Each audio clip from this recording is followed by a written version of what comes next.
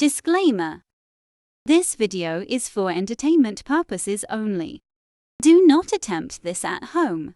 Vitiated How-To will not be responsible because you decided to be a cheap ass and not hire a professional. On with the show.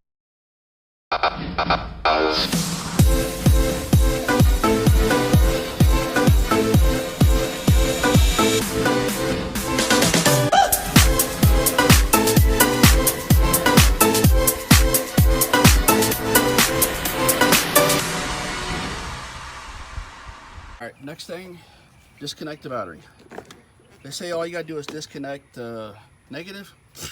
I have learned the hard way. I've been shocked too many times. Well, these are the tools I ended up using for this monkey shit.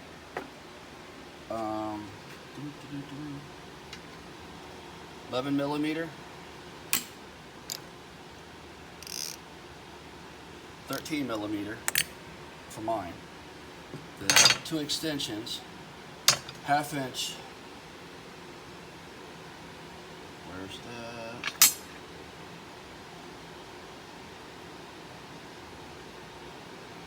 Some of them take 15. I ended up using 14 for mine because either they're the right bolts or they're not. I don't know. Torque wrench, of course. Regular ratchet. Wire strippers, just in case. I ended up using them anyway. Drop light, that's a given. And this little magnetic thing right here. It works really well when you put all the nuts and bolts in it because it keeps it kind of magnetized a little bit. So that way it kind of helps you hold it together while you're trying to put it up. And that's it. It starts up fine. On to the next bullshit. Now that I'm having to do this all over again, maybe I can do the video a little different now. Pulling the starter off, and as you can see, there's two 15mm bolts there. Up in there's another headache. Up in there. Up past that.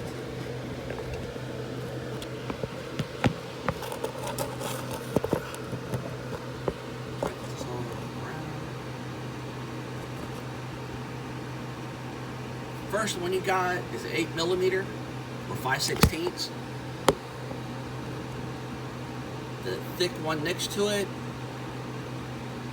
is a 13mm, is what the actual OEM one is, but mine is a 14. And you can kind of see what it is right there. Because the way my 3500 is, I have transmission lines going from the transmission to the radiator. So, first time I did it different. This time I'm going to do it, I think, easier. Let's see if I can scoot this over here.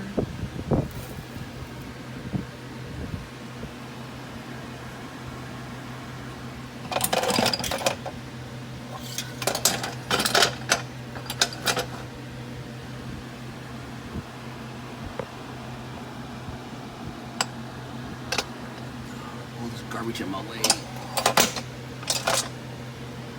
All right.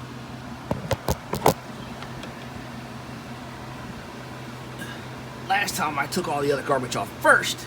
This time I'm going to take them off first.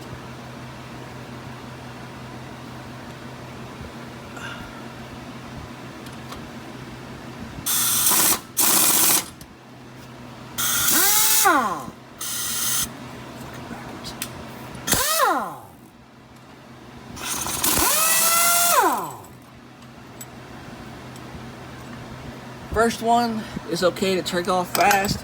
Second one, you kind of don't want to do that. Oh, shit. You don't want to do that.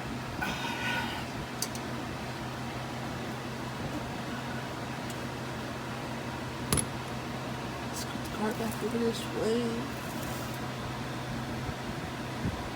Mine has shims on them.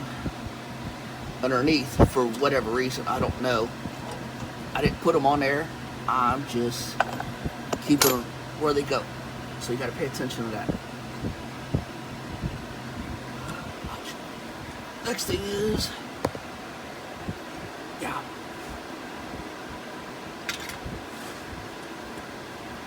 Get the hose out the way.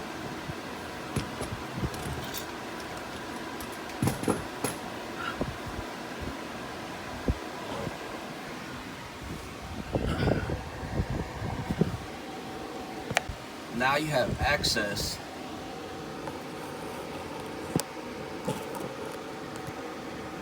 to the 8mm bolt and the 13mm bolt, and it makes it a lot easier to take it off than doing it the other way.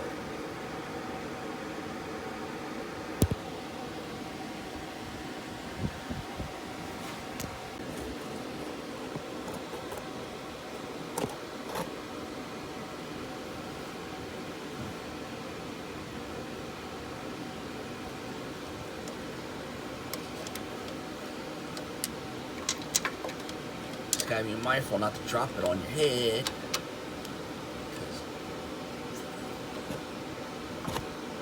The lines are all for holding.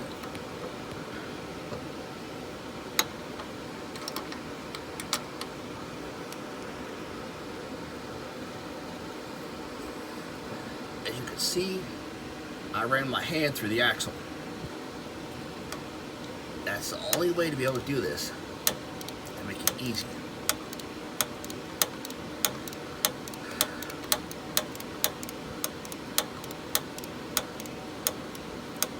Since I spent 3 hours the first time putting it up, it ain't nothing to take it back down now. I have to go get another starter because they sold me the wrong one. Yeah, such is life. That's why I'm not a mechanic.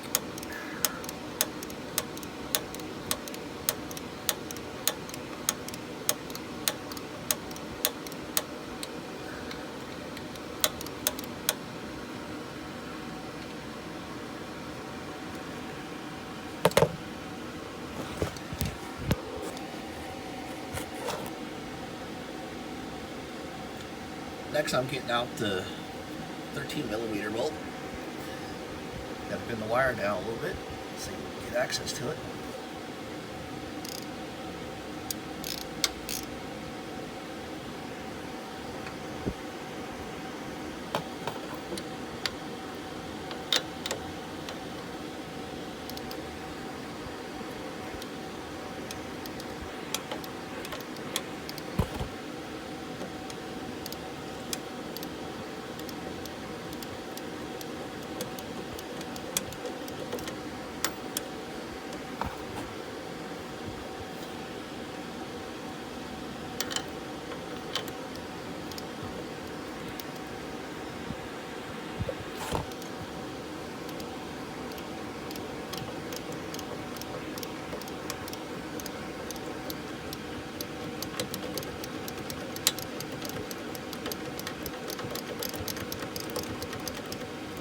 It'll come to a point to where you can be able to get it off by hand instead of messing with that.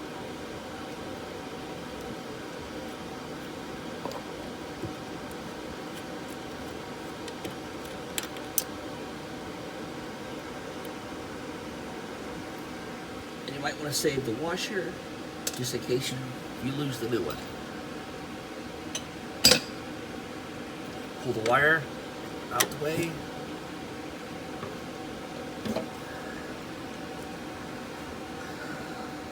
Move that wire. Yeah.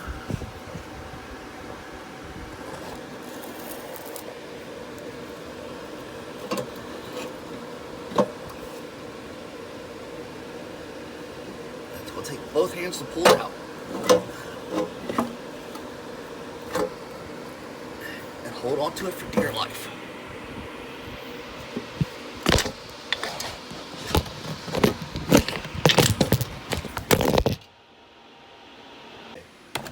For the 1994 GMC C3500, it's the long wheelbase, single wheel. It's not the heavy duty, so it's single wheel, not dual. they was 3 starters. Pre-year, which was the 93 made for the 94 model year. Then there was one mid-year somewhere, and then final production one. Well, this is one of the 3. That's one of the 3. One is smaller than this, and one is bigger than this. And I don't know exactly what the date code is on the truck I'm messing with, because it's kind of faded, so I don't know. But I do know that is the item number for the one it matches this one that I pulled out. And yeah, I probably should have pulled it out first, but I didn't want to. I assumed somebody knew more than I did, and obviously they didn't. They knew less than I did. So, just make sure you match them up. And sometimes, if you can find one, this has some numbers on it, but I assume this is not the original one. It's probably a remanufactured one back then. It's got almost 300,000 miles on it now, so yeah, I assume that ain't the original. If it is, I'd be amazed. So, you just got to make sure you match them up, because they had 3 different ones that year. Now time to put the damn thing back. You're already under here. That's the location of one of the freeze plugs. So go ahead and check it. The ass clown that was working on this engine was changing their freeze plugs, and that's probably why all the problems are, is because his idiot ass. But at least he changed that, and it looks sealed, and it supposedly is not leaking. So while you're there, check it. If it needs to be changed, go ahead and change it, so you ain't got to pull all this shit off again. The nipple on this cable is coming from the battery to the terminal of the solenoid for the starter. Has that little nipple there. And if you look on top on this, you have a spot here. There's one there, and there's another one underneath. So whichever way you can get the damn thing on, it's got to set on one of those 2 sides. So you got to remember that when you put this up in there. Well, I got it up in there, and I got the first nut on there.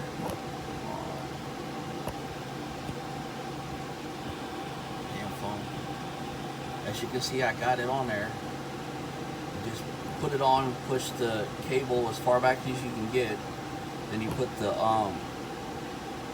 lock washer, push it back, and then you put the nut back on there. And I got it kind of tilted, but now you got to be mindful doing this. You got to make sure that that damn thing ain't going to come loose on you. The where I got it wedged up and how I got it wedged, I got the wire on there, so the wire will help hold it. Next one, I'll put the other wire on, and then I'll tighten them both down. Little side note, as you can see here, it's in my hand again. Somehow or another, I stripped the thread. I don't know how, but it was real easy. Make sure you keep the old starter beforehand, because the nuts from it should be able to work on this one, on the new one. So I had to stack them, and then hopefully I don't strip it again, because if I do, then I'm screwed. Now you take and snug them down. They're 30 foot-pounds is what mine was. And these stupid things ended up being 14 millimeter, not 15. It came off alright with a 15 millimeter, but it wouldn't go back on with a 15. I had to use a 14. Typical.